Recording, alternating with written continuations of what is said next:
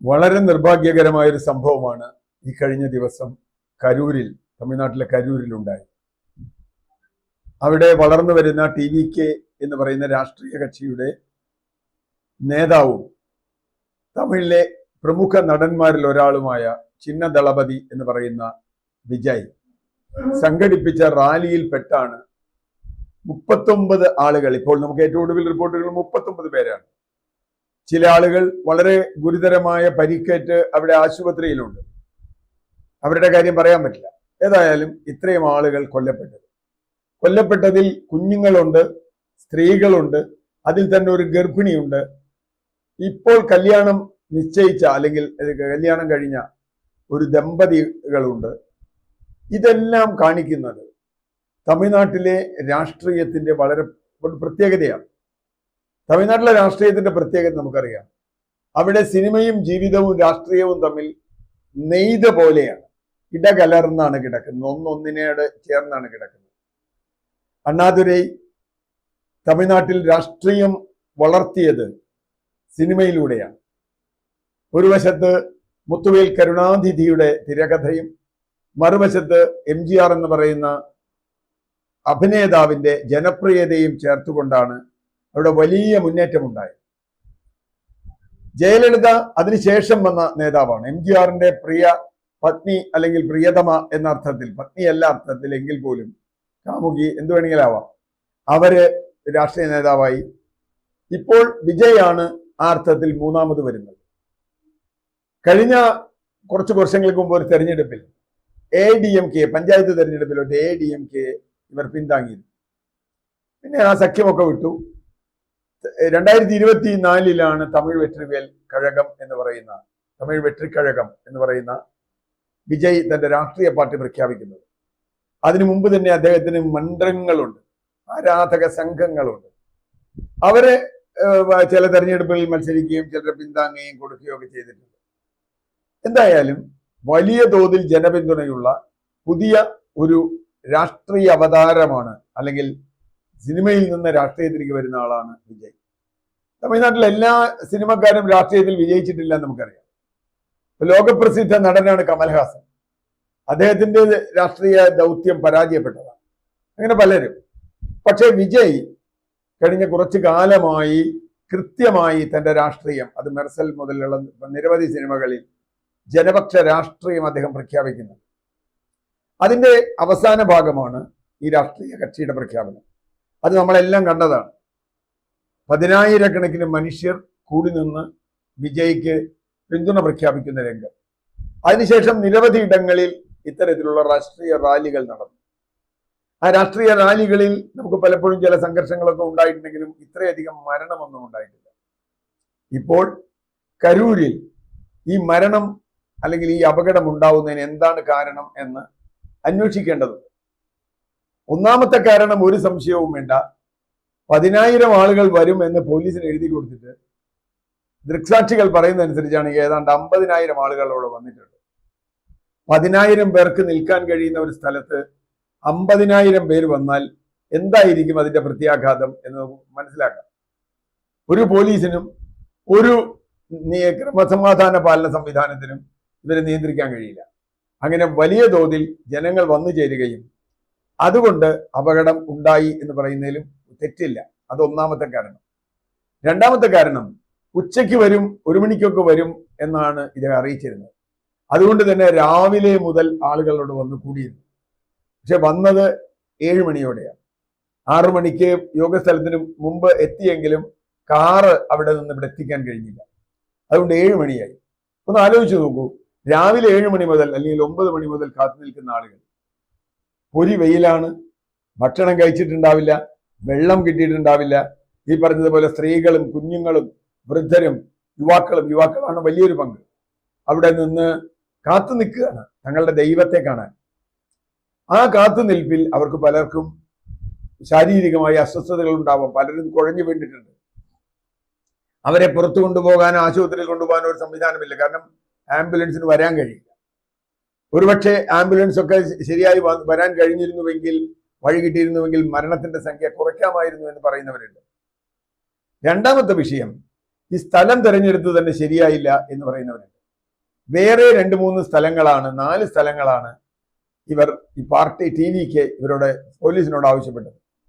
അവിടെ ഒന്നും കൊടുത്തില്ല. ഈ സ്ഥലം അതിന് ഏറ്റവും യോജിക്കാത്ത സ്ഥലമാണ്, വളരെ തിങ്ങി ഞെരുങ്ങി നിൽക്കുന്ന സ്ഥലമാണ് എന്നാണ് അതിന്റെ സംഘാടകരുടെ പരാതി.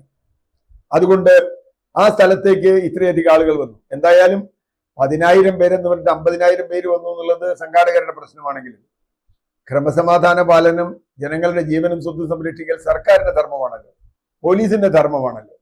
അവിടെ പോലീസ് ദയനീയമായി പരാജയപ്പെട്ടു. കാരണം അവരുടെ നിയന്ത്രണം വിട്ടുപോയി.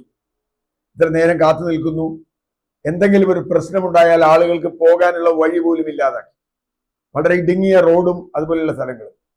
മൂന്നാമത് പല വഴികളും ഇവർ അടച്ചിരുന്നു എന്നാണ് പറയുന്നത് പോലീസ്, ആളുകൾ വരാതിരിക്കാൻ.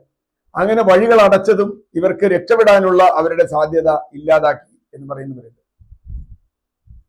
പ്രസംഗം തുടങ്ങി കുറച്ച് കഴിഞ്ഞപ്പോൾ ഒരു മരം വീണു എന്നും, മരത്തിൽ അതിനുശേഷം ഇവരുടെ കാറ് കടന്നു വന്നപ്പോൾ തന്നെ ചില പ്രശ്നങ്ങളുണ്ടായി. 4 ഇന്നോവ കാറുകളാണ് യോഗസ്ഥലത്തേക്ക് വന്നത്. അതിൽ 4ാമത്തെ കാറിലാണ് വിജയ് വന്നത്. വിജയ് വന്നപ്പോൾ കാറിന് വരാൻ സ്ഥലമില്ല. പോലീസ് ചെറിയ തോതിൽ ലാത്തി ചാർജ് ആരംഭിച്ചു എന്നുള്ളതും പോലീസിന്റെ ഒരു നിയന്ത്രണത്തിൽ അല്ലെങ്കിൽ അതിന്റെ നടപടികളിൽ ഉണ്ടായ തെറ്റാണ് എന്ന് പറയുന്നവരുണ്ട്. നമുക്കത് പറയാൻ പറ്റില്ല. ആ കാര്യങ്ങളൊക്കെ എന്തായാലും അന്വേഷിക്കാൻ പോലീസ്, അതിന്റെ തെറ്റ് പറ്റിയിട്ടുണ്ടോ എന്ന് അന്വേഷിക്കാൻ മുഖ്യമന്ത്രി സ്റ്റാലിൻ അപ്പോൾ തന്നെ ജുഡീഷ്യൽ അന്വേഷണം പ്രഖ്യാപിച്ചിട്ടുണ്ട്. നല്ല കാര്യം. അതിന്റെ റിസൾട്ട് എന്തായാലും വരട്ടെ. എന്തായാലും മനുഷ്യജീവൻ നഷ്ടപ്പെട്ടു. ഇങ്ങനെ ആൾക്കൂട്ടത്തിൽപ്പെട്ട് ആളുകൾ മരിക്കുന്നത് ഇന്ത്യയിൽ ഒരു പുതിയ കാര്യമൊന്നുമല്ല. നമുക്കറിയാം, ബാംഗ്ലൂരിൽ കഴിഞ്ഞ ഈ വർഷം തന്നെ അവിടെ റോയൽ ചലഞ്ചേഴ്സ് ബാംഗ്ലൂർ ക്രിക്കറ്റ് ജയിച്ചപ്പോൾ കുറെ ആളുകൾ ഓടിക്കൂടി വലിയ പ്രശ്നമാക്കി 11 പേർ അവിടെ കൊല്ലപ്പെട്ടു. അതുപോലെ ഹസ്രത്തിൽ, കഴിഞ്ഞ വർഷമാണ്, ഹസ്രത്തിൽ ഒരു കപടസ്വാമി ആയിരിക്കണം, അയാളെ കാണാൻ വേണ്ടി ഓടിക്കൂടിയ ആളുകൾ 10-25 പേര് കൊല്ലപ്പെട്ടു. എന്തിന്? നമ്മുടെ കേരളത്തിൽ കൊച്ചി യൂണിവേഴ്സിറ്റിയുടെ സ്റ്റേഡിയത്തിനകത്ത്, ഒരു ഇൻഡോർ സ്റ്റേഡിയത്തിനകത്ത് ഒരു ഗാനമേള നടക്കുന്ന ഘട്ടത്തിൽ ആ ഗാനമേളയ്ക്ക് ഇടയിൽ ആളുകൾ ചവിട്ടിക്കൂട്ടി 4 യുവാക്കൾ കൊല്ലപ്പെട്ടു. ഞാൻ പറഞ്ഞത്, ആൾക്കൂട്ടം എന്നത് എപ്പോഴും ഒരു നിയന്ത്രണാതീതമായ ഒന്നായി മാറുകയാണ് പലപ്പോഴും. അത് നമ്മുടെ സമൂഹത്തിന്റെ ഒരു സ്വഭാവമാണ്. പക്ഷെ തമിഴ്നാടിനെ സംബന്ധിച്ചിടത്തോളം, അല്ലെങ്കിൽ ഏത് രാഷ്ട്രീയ പാർട്ടിക്കും താൻ പ്രസംഗിക്കാൻ വരുമ്പോൾ വരുന്ന വലിയ ആൾക്കൂട്ടമാണ് രാഷ്ട്രീയ നേതാക്കളുടെ ഏറ്റവും പ്രധാനപ്പെട്ട അവരുടെ വിജയത്തിന്റെ ഒരു ലക്ഷണമായി അവർ പറയുക. ഞാൻ വന്നപ്പോൾ ലക്ഷക്കണക്കിന് ആളുകൾ വന്നു, 10,000 വന്നു, 20,000 വന്നു എന്നൊക്കെ പറഞ്ഞാൽ അവർക്കതൊരു വിജയ നേട്ടമാണ്. അതിനുവേണ്ടി ഏതറ്റവും പ്രയോഗിക്കും. ആളെ കൊണ്ടുവരാൻ പണമിറക്കും, സ്വാധീനങ്ങൾ ഉപയോഗിക്കും, വണ്ടി കൊടുക്കും, അങ്ങനെ പലതും ഉണ്ട്. ചിലർ മദ്യം കൊടുക്കും, ചിലര് ഭക്ഷണം, അങ്ങനെയൊക്കെ ഉണ്ട്. എന്തായാലും വിജയെ കാണാൻ വന്നവരൊക്കെ അങ്ങനെ കൊണ്ടുവന്നവരാണെന്ന് ഞാൻ കരുതുന്നില്ല. കാരണം വിജയ്ക്ക് ശരിയായ ഫാൻസ് അസോസിയേഷൻ ഉണ്ട്. പ്രത്യേകിച്ചും അതിൽ വന്ന യുവാക്കൾ, വലിയ തോതിൽ യുവാക്കൾ അതിലുണ്ട്. നമ്മുടെ നാട്ടിൽ രാഷ്ട്രീയത്തിൽ നിന്ന് യുവാക്കൾ പിന്തിരിയുന്നു എന്ന് പറയുമ്പോൾ വിജയുടെ ഒരു പരിപാടിക്ക് യുവാക്കൾ വന്നു എന്നത് അത് വിജയുടെ ഒരു പ്രത്യേകതയാണ്. അദ്ദേഹം സിനിമാ താരം എന്ന നിലയ്ക്കും മറ്റു രീതിയിലും ഒക്കെ ഉള്ളത്. അപ്പൊ യുവാക്കൾ ധാരാളമായി വന്നു. അങ്ങനെ വരുമ്പോൾ ഇത് നിയന്ത്രിക്കാൻ വലിയ ബുദ്ധിമുട്ടാണ്. ഇപ്പൊ ഗാനമേള നടക്കുമ്പോൾ പോലും നിയന്ത്രണം സാധ്യമാകാതെ വരികയാണെങ്കിൽ അതിനർത്ഥം ജനക്കൂട്ടത്തെ നിയന്ത്രിക്കുന്ന രീതികളിൽ പോലീസിന് ഇപ്പോഴും വേണ്ടത്ര പരിശീലനമില്ല എന്ന് തന്നെയായിരിക്കണം. ഞാൻ അതിനെ അങ്ങനെയാണ് കാണുന്നത്. ഏതായാലും അതിന്റെ ജുഡീഷ്യൽ അന്വേഷണത്തിന്റെ ഫലം വരട്ടെ, അപ്പോൾ നമുക്ക് കാണാം. ഇതിന്റെ രാഷ്ട്രീയ വശം പരിശോധിച്ചാൽ എനിക്ക് ഏറ്റവും ഇഷ്ടപ്പെട്ടത് യഥാർത്ഥത്തിൽ മുഖ്യമന്ത്രി സ്റ്റാലിന്റെ പ്രതികരണം. അദ്ദേഹം ഒരക്ഷരം ഇതിൽ രാഷ്ട്രീയം പറഞ്ഞില്ല.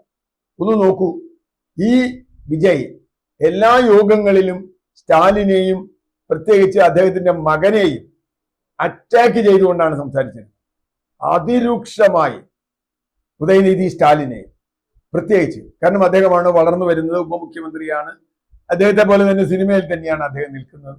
പക്ഷെ വിജയുടെ പോലെ ഒരു താരം എന്ന് പറയാറായിട്ടില്ല, ഒരു നല്ല നടനാണ് അദ്ദേഹം, അത്രേ എനിക്ക് പറയാൻ പറ്റും. അപ്പൊ ഏതായാലും അതിരൂക്ഷമായി കേന്ദ്രത്തിലെ BJPയെയും സ്റ്റാലിനെയും, സംസ്ഥാനത്തെ സ്റ്റാലിനെയും അദ്ദേഹത്തിന്റെ ഭരണത്തെയും മകനെയും ഒക്കെ അതിരൂക്ഷമായി വിമർശിക്കുന്ന ആളാണ് വിജയ് എന്നതിൽ ഒരു തർക്കവുമില്ല. പക്ഷേ മുഖ്യമന്ത്രി സ്റ്റാലിൻ വളരെ മിതത്തോടു കൂടിയാണ് പ്രതികരിച്ചത്. കാരണം ഇത് നമുക്കറിയില്ല, ഇതിന്റെ കാരണം അദ്ദേഹം അന്വേഷണം പ്രഖ്യാപിക്കുന്നു, കൊല്ലപ്പെട്ട ഒരു കുടുംബത്തിന് 10 ലക്ഷം രൂപ ആൾ കൊല്ലപ്പെട്ട ഒരാൾക്ക് പ്രഖ്യാപിക്കുന്നു. അതിന്റെ കാര്യങ്ങൾ അന്വേഷിക്കട്ടെ എന്ന് തീരുമാനിക്കുന്നു. ഒരക്ഷരം രാഷ്ട്രീയം പറഞ്ഞില്ല. അതുപോലെ തന്നെ മറ്റ് രാഷ്ട്രീയ കക്ഷികൾ കോൺഗ്രസിന്റെയും BJPയുടെയും ഒക്കെ വന്നു. ഉദയനിധിയുടെ കമന്റ് ഇതുവരെ വന്നിട്ടില്ല. മാധ്യമങ്ങൾ ഉദയനിധി സ്റ്റാലിൻ എന്ത് പറയുമെന്ന് നോക്കി നിൽക്കുകയാണ്. കാരണം അതിൽ തുടങ്ങിയിട്ട് വേണം രാഷ്ട്രീയ തർക്കങ്ങളിലേക്ക് പോകാൻ. വിജയ് പറഞ്ഞത് എന്റെ ഹൃദയം തകർന്നു പോയി. സ്വാഭാവികമായും അതിൽ ഒരത്ഭുതവുമില്ല. വിജയ് എന്തെങ്കിലും തെറ്റ് ചെയ്തോ എന്ന് പറയാൻ പറ്റില്ല. ഇപ്പൊ പോലീസ് എടുത്ത കേസിൽ തീർച്ചയായും അവരുടെ വിജയൊന്നും പ്രതിയല്ല, അവിടെയുള്ള ഒരു ജില്ലാ സെക്രട്ടറിയോ എന്താണ് പ്രതി. അത് അതിന്റെ വഴി കൊണ്ട് വിജയിന്റെ രാഷ്ട്രീയ ഭാവിയെ ഇത് ബാധിക്കുമോ എന്ന് ചോദ്യത്തിന് വിജയിന്റെ രാഷ്ട്രീയ ഭാവി വളരെ വലുതാണ് എന്ന് കരുതുന്ന കുറെ ആളുകൾ തമിഴ്നാട്ടിലുണ്ട്.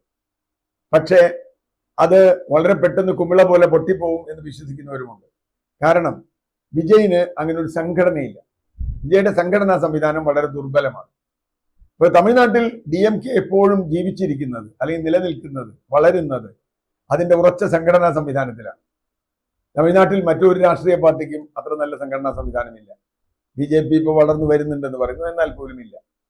അതുകൊണ്ട് DMKക്ക് എതിരായാണ് വിജയ് നിൽക്കുന്നതെങ്കിൽ നിരവധി ചോദ്യങ്ങൾ പറയേണ്ടി വരും. DMKക്കും BJPക്കും എതിരാണെങ്കിൽ DMKക്കും BJPക്കും എതിരായി അണ്ണാ DMK എന്ന് പറയുന്ന ഒരു രാഷ്ട്രീയ പാർട്ടി അവിടെയുണ്ട്.